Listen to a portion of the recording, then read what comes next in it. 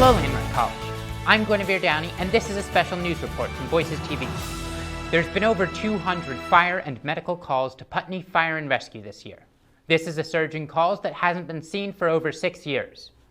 This surge in fire calls has been seen all up and down the East Coast, which is unusual for this time of year. We talked to some local firefighters to find out more.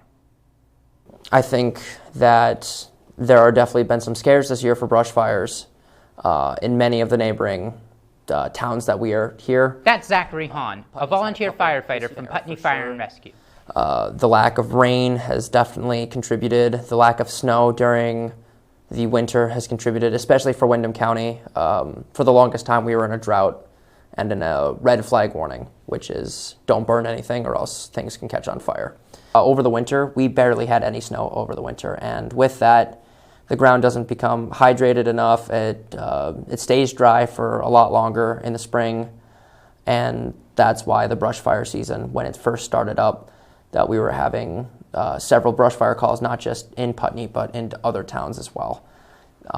And with that, it being so dry, fires can catch quicker, they can travel faster, especially if they're on hills.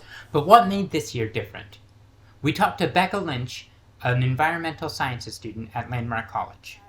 With climate change, we had just this very long period of drought accompanied with a high intensity, high level of wind. If we're talking a year-long spectrum, there was an increased longevity of drought. So we had a while where we weren't getting the average precipitate of rainfall. So that dries out everything in the area. And then we were having much faster and stronger winds. So if you have a small fire and you add a strong wind to it, that'll spread everywhere. Mm-hmm. Especially if the land around it is a lot more dried out than it should be. I mean, there's also like human factors, because people get careless and decide to go and have bonfires and ignore burn bans and what have you. We asked Tom Goodard, chief of Putney Fire and Rescue, what people can do to help. The foremost and the biggest thing is people need to call their local fire wardens or fire departments to obtain burning permits. Understand what is legal to burn in the state and what is not legal, because that can become very problematic. And then while burning, just use common sense. If the wind starts to pick up, extinguish the fires.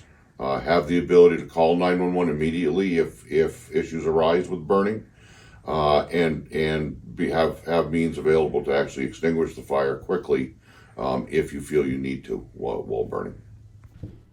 In summary, make sure to stay safe when making fires. That's it for this special report. I'm Guinevere Downey, and you've been watching Voices TV.